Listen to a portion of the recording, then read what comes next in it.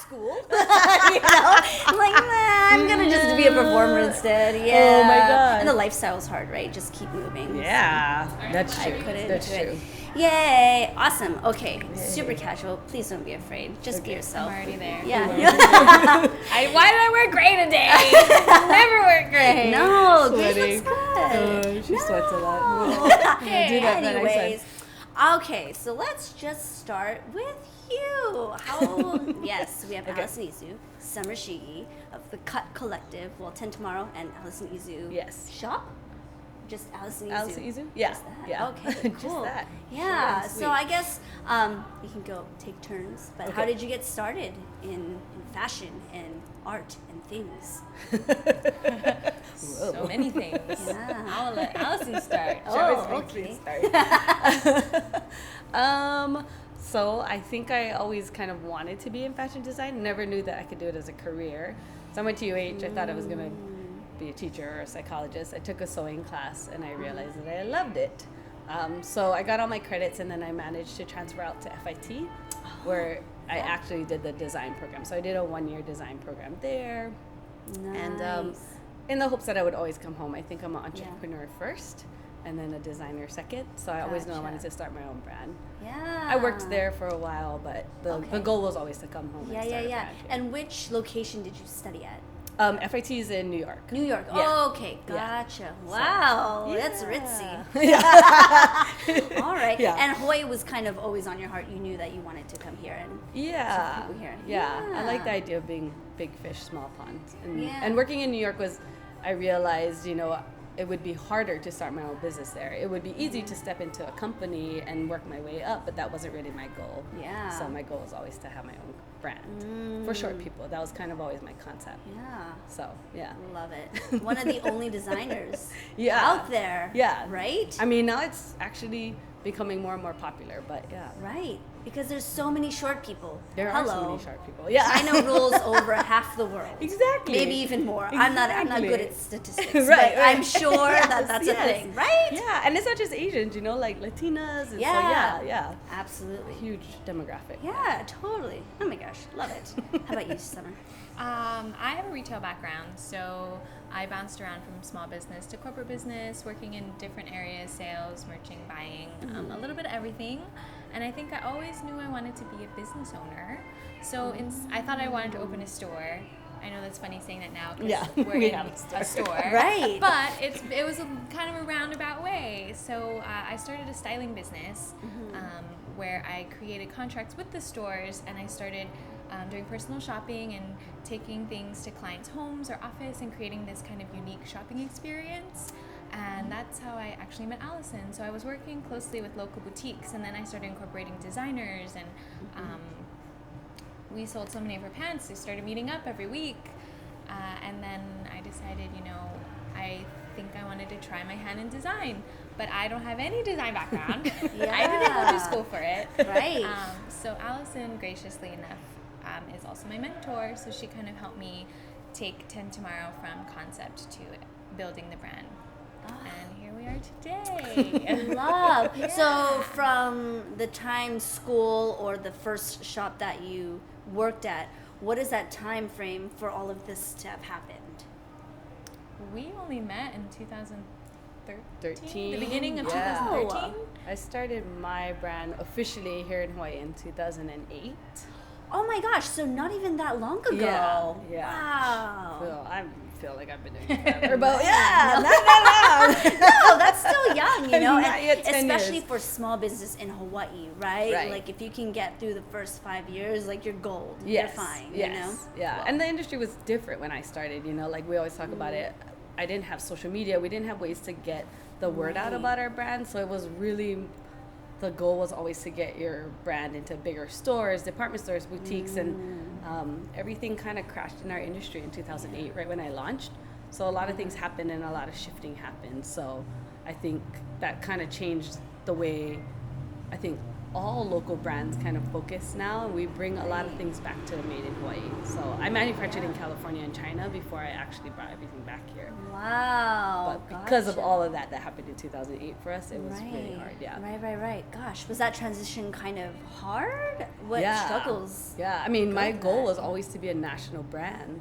So that made me change my focus. You know, I had a showroom in LA. I was trying to get really big accounts in LA, and which is kind of where I think I lost some time focusing on Hawaii. And then everything kind of shifted when this whole Made in Hawaii kind of, you know, resurgence happened, and a lot of local companies started to focus on manufacturing here in Hawaii. So it was really nice when it started to happen. Right, but in the end, now you are a big fish in small pond, right? So that's kind of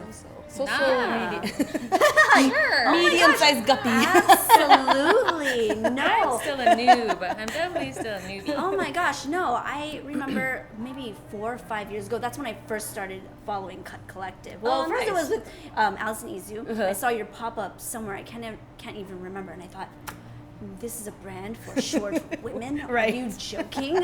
You know. And then all these other women, around my age too, were like, there's this brand that's for short women. I'm like, oh my gosh, let's check them up on Facebook and things, you know, and then that kind of big boom happened. And now you're selling in Bloomingdale's, Nordstrom, right? Yes. That's where your brands are going. Yes. So in a way, you've kind of got everything that you wanted. Yeah. But here in Hawaii. Yeah. Nice. Home. Yeah, close to home, Yeah. And you both grew up local here? Born and raised, Okay, I'm going to ask the big question. What high school did you go to? I went to Sacred Hearts. Oh, okay, yeah. I went to Midpack. Oh, nice. Okay, nice. Private school girls. We can forgive you. It's fine. All girls Catholic school. Right? Yeah, you can really forgive me. I was a theater geek. Hey, I love it. That's okay. Okay, you're forgiven. You're forgiven. There we go. Yeah. Fellow thespian. So, where does 10 Tomorrow come from? So my styling business was named Summer Style, and I kind of got weirded out that my business was my name. So I thought, you know, I can't have two businesses with my name. Right? Who does that, Allison? Yeah, I know, right? It's weird to walk down the street, Summer Style. Right. People can't say her last name either, so. Yeah, Shiigi is too hard. It's too complicated. There's literally 3 letters in there. It's a lot of eyes. Yeah. Oh, 4, I'm sorry. Oh. Yeah. But, so 10 Tomorrow came about. You know, I was mulling over several ideas. It took me a while to kind of pick. But I figured out that I'm most creative at 10, and I always think of tomorrow. You know, I think my career has shifted in so many different ways that it's unpredictable what tomorrow is, and I think there's something great about that, so I incorporated it into my name. But if you ask my mom, it's because I'm a procrastinator and I'll do it at 10 tomorrow. But that's not really it. Gotcha. Oh, I love that concept. Oh, beautiful. So, I guess, what are some of the struggles that came with owning, because you have a clear style, obviously, right? And vision of what you wanted this to be. So what were the struggles of finally coming to that vision? Or was it always there and you just knew this is what I want to happen and that's what you always kind of worked towards? I think there was always a struggle. Like I started in jeans because there was, high-end denim was so big when I first started, and then we saw the decline of that. So being a small business, you can shift and adjust really quickly. Yeah. And then when I realized I wanted to focus on Hawaii, it's all about climate and the way that we dress. We're a little more casual. We're a little more comfortable here, and obviously it's always hot. So we focus a lot more on natural fabrics, rayon, something lightweight and breezy. And then for me, just now I'm at a place where I can really pay attention to my customers more than the whims of the designer. I focus on them and I know what they want. So it's constantly kind of adjusting your style to what's happening in our industry and our customer base too. Yeah. Do you ever do like client to client designs? We Not so much, custom, but ever since we opened up the shop, it's been nice to have the workspace here so they can see the process, and then we can help them shop and hear the feedback, and they love this, make it in this color, or I would love this, the sleeve was a little longer. So we definitely listen to our customers and everything. Yeah, absolutely. So you coming from a styling background and then taking that leap into going into design, how did you finally capture what summer style design looked like? I don't know if I've even captured it quite yet. Yeah. It's constantly evolving. You know, because of my design background, you have this grand idea of what being a designer means and what is having a label and your name, and you think of all these things, and then reality sets in, and well, you can't manufacture that, or that fabric is $20 a yard. And so I was slowly learning all of these things, and so my voice as a designer changed from day one, you know, to what it is now. I can't even describe it. It's gone through such a big evolution, but I think that's the process that I enjoy, and I definitely fully immersed myself with my team on trying to learn as much as I could about the industry, and Allison taught me so much about manufacturing, especially locally, and then learning slowly what textiles are, and feel, and hands of fabric, and drape, and then incorporating my vision of my designs after getting all the pieces together. Yeah, that's a whole lot of learning. It is. On your own time as well, right? Because you're not getting paid She's for a those quick hours. study too. Yeah. So and then good. and I mean for us, making it important to manufacture in Hawaii changes a lot of how we design and what we can do. Like Summer is saying, you know, there's not dye houses or wash houses here, so it limits us of what we can do. There's not a lot of, you know, finishing and embroidering, so we have to really keep within certain parameters, but be as creative as we can possibly be within the parameters that we have. Yeah. Right. So what are the rewards? I don't even really know anything about manufacturing in Hawaii. What does that actually mean? We pretty much do everything in Hawaii. So design development all happens here in our space. We take it all the way to cutting and bundling, and then it gets outsourced actually to other local factories here in Hawaii.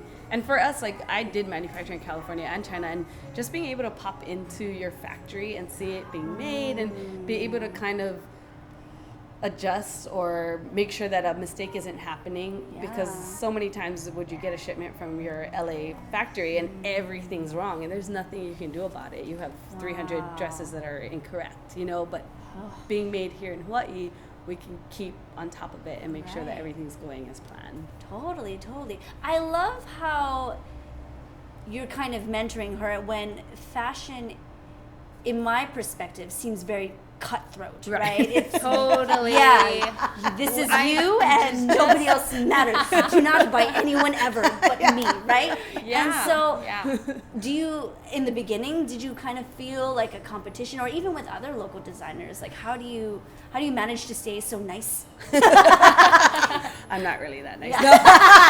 No, you're lying. I can tell a terrible person when I see one. I mean, I think we have a mutual respect and understanding of, you know, we really appreciate each other and we see how our brands actually help to sell each other. So once we kind of could focus on what our voices are, you know, and Summer's really always been really mindful, like, oh, you're gonna make a black pants, maybe I won't launch my black pants right now, or I'll try to make it a little different from yours. So, you know, that's why it works, is because we respect each other so much. So and it doesn't happen a lot in our industry. So to find a partner that, you know, can kind of move with you and then also pull back when somebody needs to pull back is really a good partnership. Yeah, so that's why we work. Absolutely, because when you walk into the store, it's definitely, you see a collective. You don't see one brand or the other necessarily right until you look at the label. And so I think that's just so beautiful. So I assume maybe folks were friends for a really long time. It's like, oh, it's my best friend. Like we don't know how we lived without each other now. I know that my path in this industry is unique, you know, especially now that we have interns walking in our door every semester. They look and ask all these questions like, well, how did you get started? How can I emulate this? And I'm not sure if my path is possible to do that. I've been incredibly lucky. The team that we've built, the help that I've got from Allison, all the small things that came about, you know. I think not many people know, but she was the first women's wear designer to get into Nordstrom Hawaii. So she's been a trailblazer from the beginning, and it's a big deal. Yes. And when she had a meeting with the buyers, you know, in Seattle, she said, hey, come with me, let's get you a meeting too. And we clawed our way in there. You did. We weren't leaving until somebody would sit down with us. Right. That's right. But that's what you have to do. Yeah, Right. yeah, But definitely. there's not that many designers out there who would put their neck on the line for you like that. It's an amazing thing. Hey, ladies! Come in. Come in! Come in! Come on in. No, come in! It's Kat. Say something nice about us. Like how cool we are. Seriously, come in. Come in. This is Janice right now. They're like two of our really good customers. We're They actually have proud. styles named after them. Yeah, That's how they good do. customers they are. So this is So what we do with our perfect. regulars. Yeah, we make styles after them because we understand their. Sarah can help you Their guys find style whatever so you well. need. Yeah. You're fine. Oh my god, I love that. You name styles after customers. Yeah, It's because we start inspired to- yeah. based off of People and their people. style, their own authentic style. And we're like, oh, this top totally looks like so and so, and Yeah. Hey, it's kind of funny. come on in. Oh yeah, don't worry. Look Don't around. mind us. It's a party in here. It's a party. Yeah, It's a I party. love We it. just launched our new spring collection Yeah, yesterday. yesterday. so- I saw. That's why Yeah. low-key was happy that we had to reschedule. So I'm like, now I can go look at the new collection. There you Yes. go. Wow, I love it. What are some of the struggles and great rewards that come from being an entrepreneur? Ooh. I know it's kind of a loaded So question, right? gosh. So many. So many. You know, Yeah, go. every day is a win. I've never been so excited to come to work every day for such a long period of time. You know, Yeah. either you burn out or you love it too much, but it's not quite what you want to do. And there's something amazing about the space that we created. And yeah, I wake up excited every day. So to Love. me, that's the biggest reward. Yeah, I think being an entrepreneur a lot of times too in Hawaii, it's by yourself. You are your own little island. So yeah, like Summer's saying, you get it's hard to motivate yourself and get excited about the day. So we finally kind of came to a point where we built a team around us and people who support us, and you know that's why our partnership works so well too. Is like we motivate each other and we can keep moving forward. And when a problem comes up, you're not by yourself going, oh my God, what am I going to do? You have a Right. team. We can all rally together and put our heads together and we come up with solutions quicker. And we're so much more nimble as a unit. So as a Yeah. collective, that's Right. kind of why We we like to call appreciate each it. other one-uppers. Yes.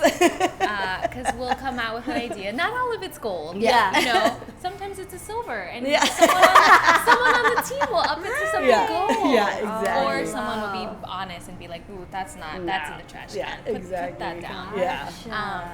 But it's an amazing experience. Yeah, when I was a stylist, I mean, the reason why Allison and I got together in the first place was I thought I needed an office space, and she thought she needed an office space. And Yeah, take it out of our homes and Yeah, get yes. legit. so bogged down in your own brain at home, or you get lazy, or you go to a coffee shop, and it's still very lonely. Yeah. And the struggles of being an entrepreneur, you know, talking about that, they're real. And some days it's heavier than not, and so to have people around you in it with you, it's amazing. Yeah.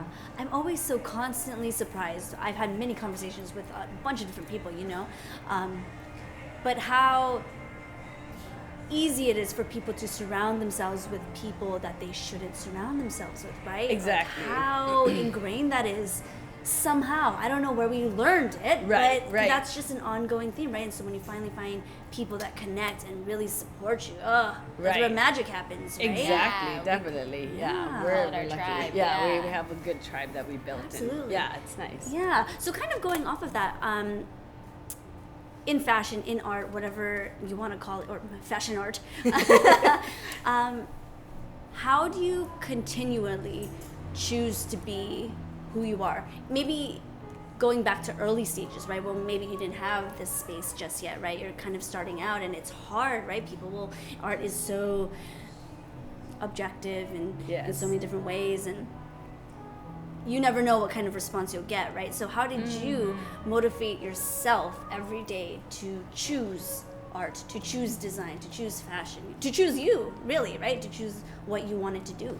Right. I mean, I think the process it's a long process, and a lot of people don't appreciate that. So having a really clear goal of what you want to accomplish. Like for me, it was always petites. It was always kind of, not that petites are underdogs, but speaking up for the underdog and trying to create something that is focusing on a specific market, whether it be a Hawaii market or, you know, just women in general, and not maybe just always focusing on a 00 extra small, and trying to make clothing that every woman can feel beautiful and confident and secure in. That's kind of the message that we like to surround ourselves, and that's what motivates us every day is our customers and the people, the end user. So it's not really the art of actually making clothes. It's more like the art of meeting the customers that are wearing it and how they use it and how much they love it and love us, and that's kind of what, you know, inspires us every day. We have a really good support system. These women. I think as a stylist, you know, I always say this line that style is not just what you wear, it's who you are. So clothing therefore becomes a language. You know, when you get ready for that meeting in the morning, you put on your power suit, it means something to you. Or when you're getting ready for a date, you want something that makes you feel beautiful, like Allison is saying. So I think that's the kind of feeling that we evoke. And we have a voice as a designer, yes, but the end goal isn't to make a beautiful product that everyone thinks it's beautiful. It's to make a product that one person is going to walk away with and feel beautiful in, or feel good about their purchase. And I don't know if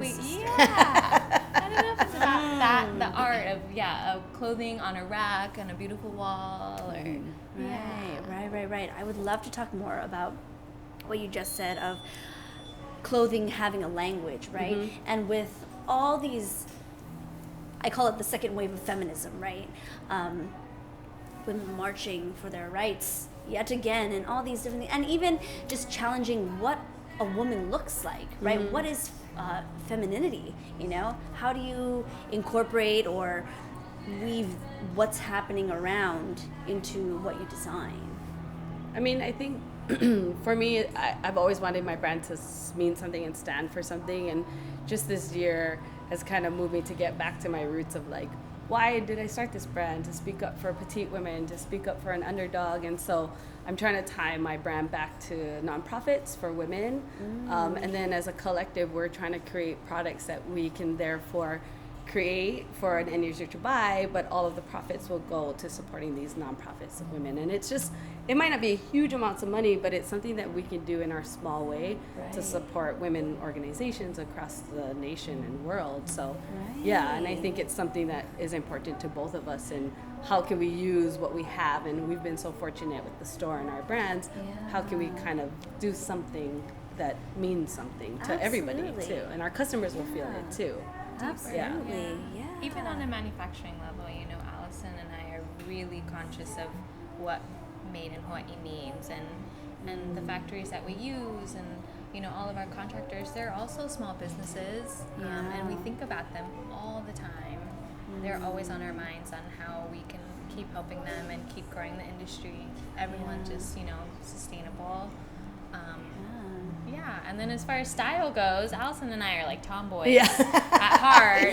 Exactly. You know, most comfortable in pants. We design pretty eclectically. I've got really bright, colorful, girly dresses at the same time as a button-down shirt that's inspired from a menswear theme. Right. And, Allison and her pants, and she does amazing jackets. I think both of our clothing lines reach across traditional femininity all the way to this kind of weird androgyny that we both kind of like. Right. Which is beautiful. I absolutely love that. Right. How would you, I guess, kind of coach through someone who... Hi, come on in. Hi there. Oh, come. You're fine. We're just doing a thing.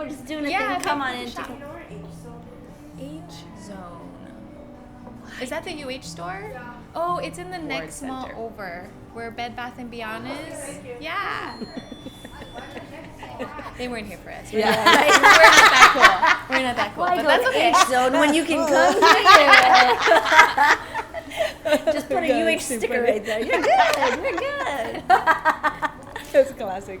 I forgot what my question was. What was I even saying? Oh my gosh. Something women, feminism. All about women. Yeah, right? I remember.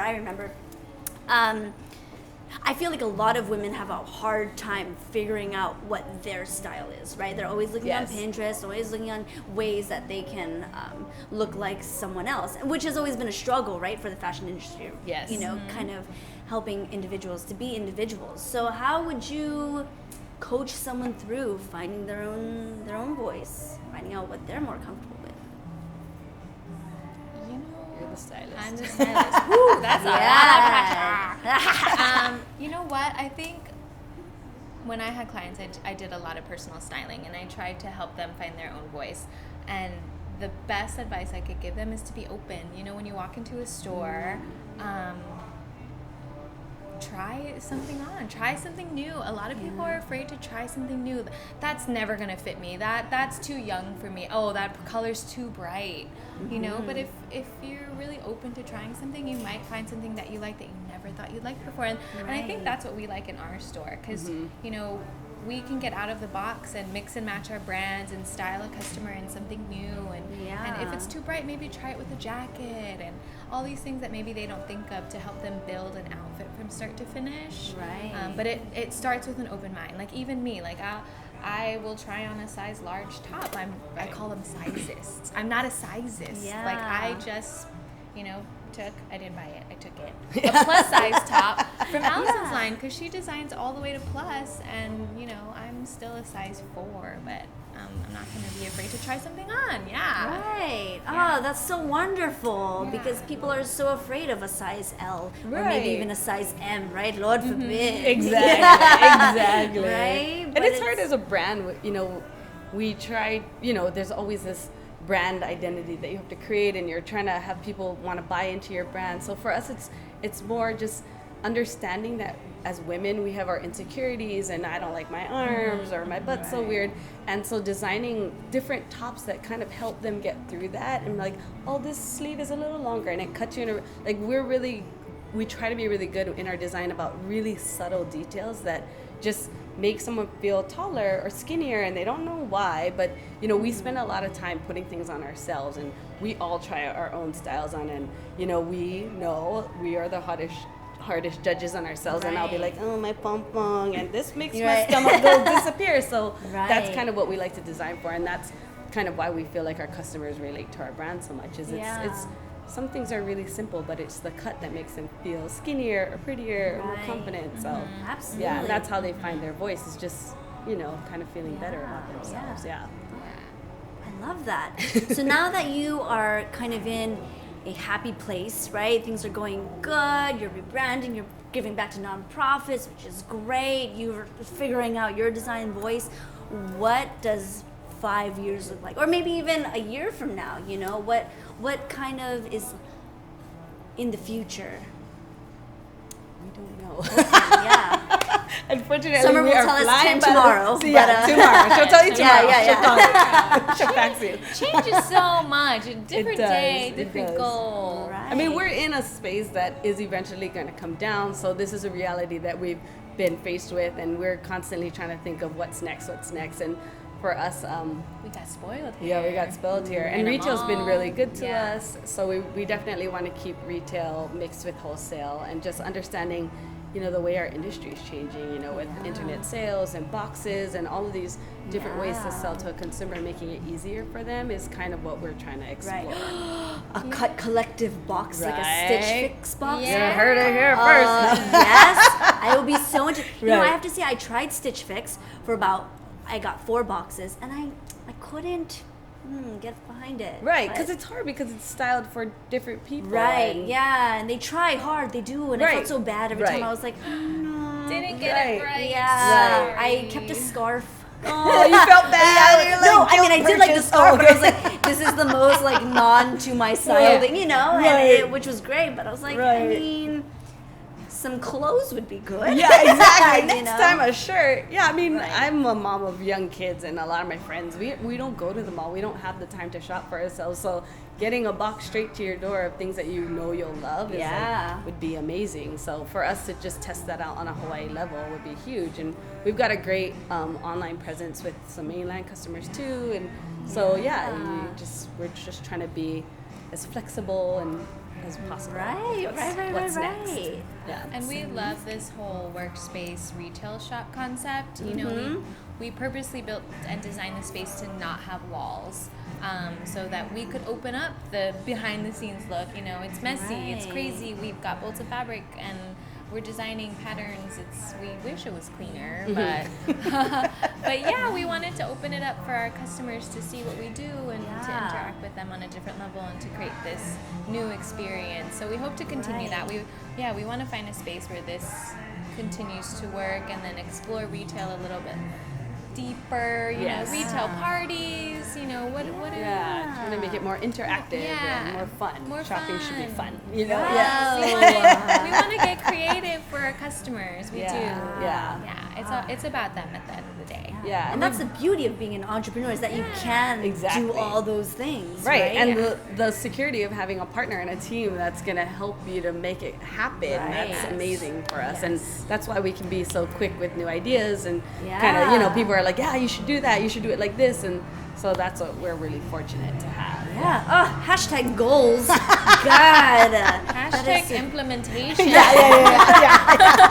We can dream. We dream big, and then we're like, I don't know how to start it. But look at where it's got you. You know, you got the dream, so now it's exciting to think about what's next. Right? Yes. It's gotta fuel it. Keep moving. Keep moving. I love it. Okay, if we could cap with maybe a life mantra that you have for yourself, or maybe just a piece of advice that you would give to other female entrepreneurs, or just to anybody that you feel is on your heart, what would that thing be? Whoa. I know, right? Yeah. Can you also hold the world on your shoulders as well? That would be excellent. I got it. Right? You're sweating. Okay, go for it. You got it. I got it.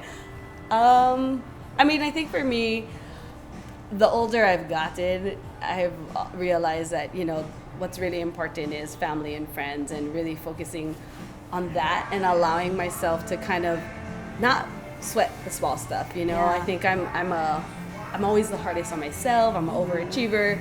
So sometimes to kind of, you know, remember to have fun and remember that there's more to life than this business. It allows me to kind of be able to, like, read an email that's horrible and be like, whatever, just move on. Right. Yeah. That's something that only in my older age have I learned. So, you know. While she looks 28 sitting here. Sure. Right. Sure. I'm 75. No, I'm just saying. Okay. Them Asian genes done you well, girl. Jap don't crack. Jap don't crack. Jap don't crack? Yeah. That's funny because my parents think I play too much. But so my advice would be the opposite. Kind of. I think you could dream. My advice would be to dream big. You know, like like I said, my path was unique, but at the end of the day, I ended up somewhere where I never thought I could be, and here I am doing what I'm doing. But it takes a lot of hard work. You know, if this is something you want to do, I'm not here to say you can't do it. I'm saying you have to just put your mind to it and work hard and find your good network and, you know, keep your mind open and keep educating yourself and immersing yourself into the business. And I think it could work out. Yeah.